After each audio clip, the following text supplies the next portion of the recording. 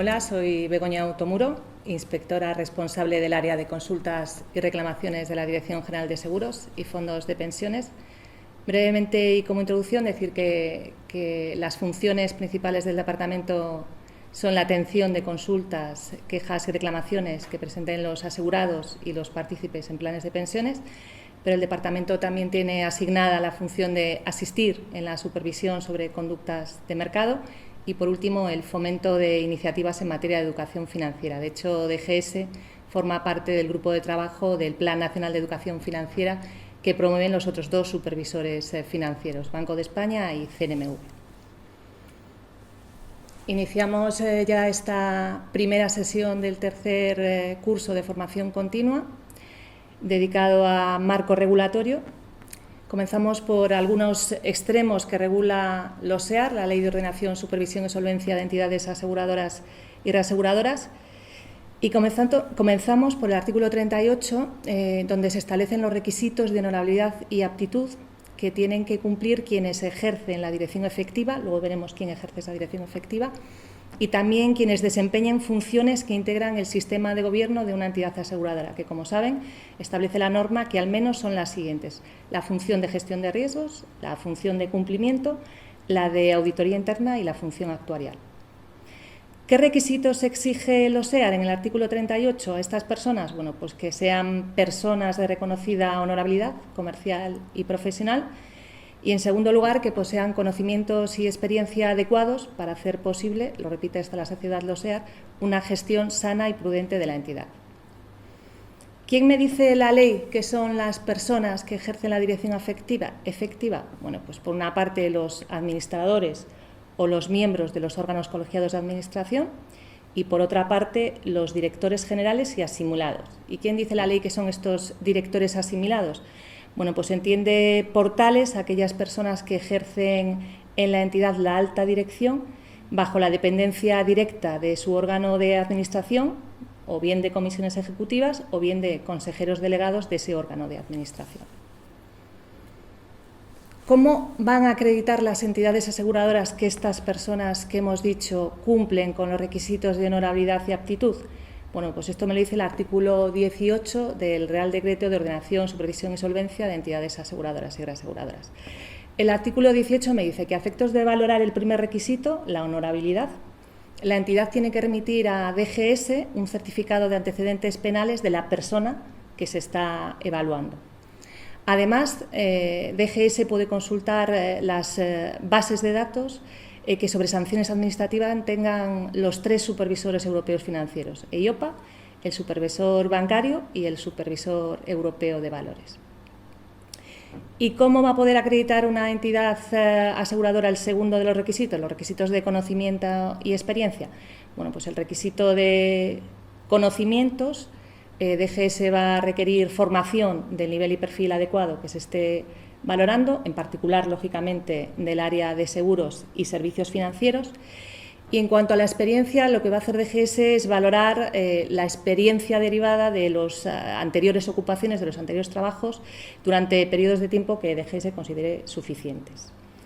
En todo caso, va a imperar el principio de proporcionalidad. Lógicamente, se va a tener en cuenta para evaluar los conocimientos y experiencia, por una parte, con qué tipo de entidad estamos tratando, es decir, qué naturaleza tiene esa compañía, qué tamaño, qué complejidad de operaciones desarrolla esa entidad, y, por otra parte, vamos a ver las concretas funciones y responsabilidades del puesto asignado a la persona que estamos evaluando.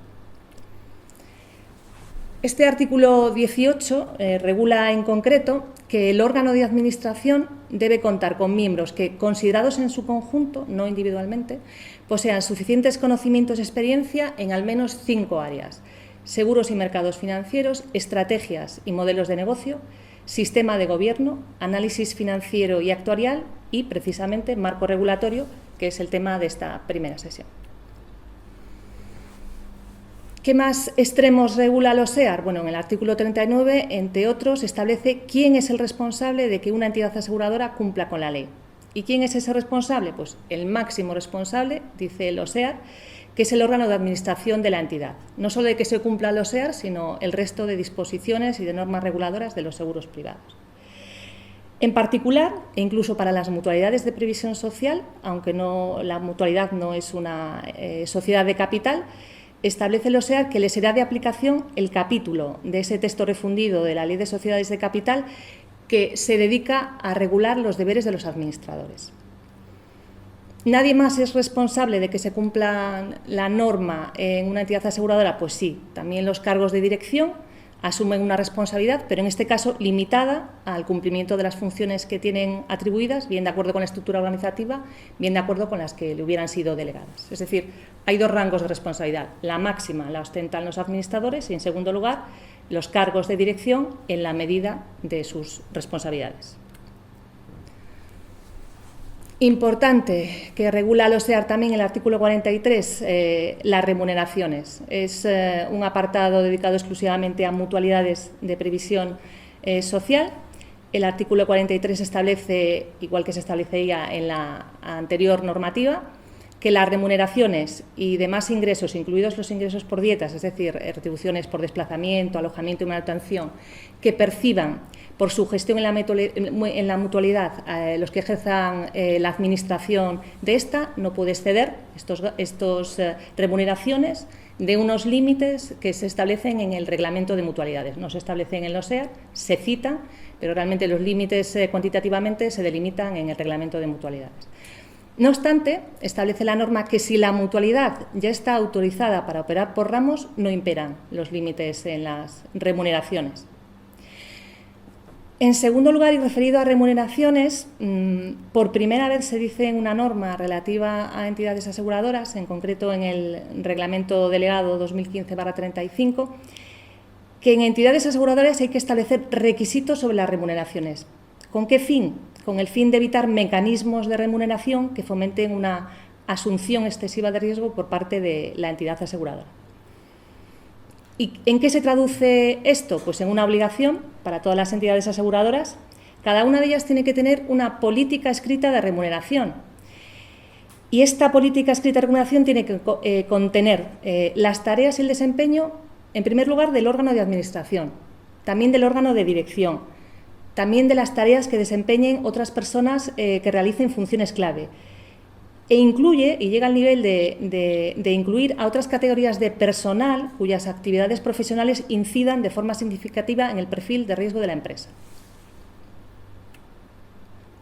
Respecto al fondo mutual, se regula en el artículo 34 del OSEAR, las mutualidades tienen que acreditar al menos un fondo mutual de 30.050,61 euros.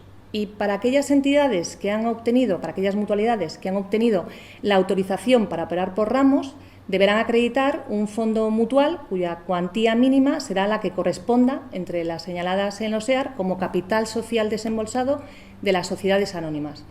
Y en todas las mutualidades el fondo mutual tiene que estar íntegramente suscrito y desembolsado, a diferencia de las sociedades anónimas.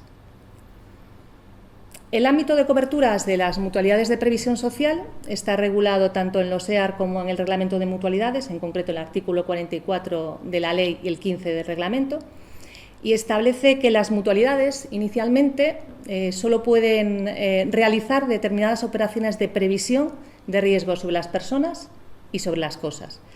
Vamos a ver cuáles son esas operaciones de riesgo sobre las personas. Bueno, pues las mutualidades pueden cubrir contingencias de muerte, viudedad y orfandad, de jubilación y dependencia también. Pueden otorgar prestaciones por razón de matrimonio, maternidad, hijos y defunción. Pueden realizar operaciones de seguro de accidentes e invalidez para el trabajo, de enfermedad, defensa jurídica y asistencia también. Y, por último, pueden subvencionar necesidades económicas motivadas por hechos que impidan temporalmente al mutualista el ejercicio de la profesión, algo parecido al seguro de pérdidas pecuniarias diversas. El límite, tiene un límite, no podrá exceder de 30.000 euros como renta anual, ni tampoco puede exceder de su equivalente actuarial como percepción única de capital, que sería el límite 300.000 euros.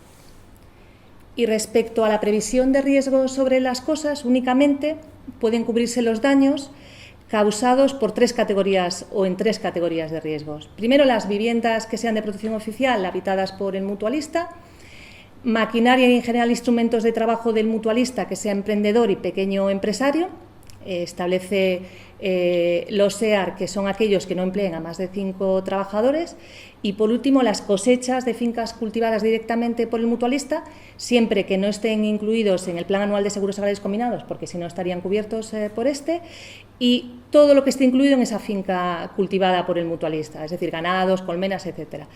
¿Qué límite se establece aquí? Bueno, pues como máximo podrá asegurarse el valor real de estos bienes.